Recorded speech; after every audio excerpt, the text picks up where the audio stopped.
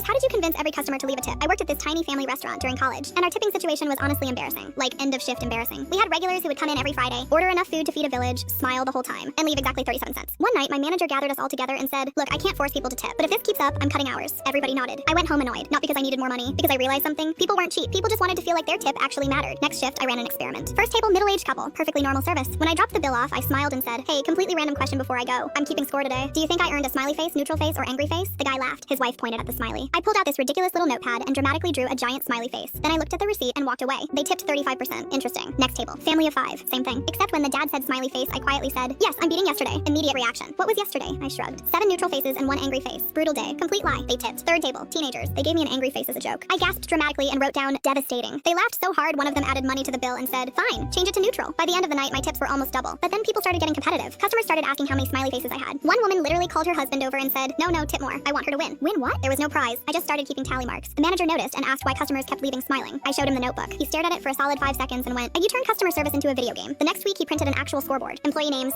smiley totals. Customers loved it. People started bringing friends. Regulars would come in and ask, wait, who's leading? One guy tipped me $10 and whispered, don't tell Kevin. Kevin was another waiter. He had no idea we were apparently in a championship. 2 weeks later, my manager called me into the office. I thought I was getting in trouble. Instead, he handed me the notebook. He'd laminated the cover. On the front, it said, Customer Happiness Tracker, created by Sarah. And under it, in tiny letters, please continue emotionally manipulating guests responsibly.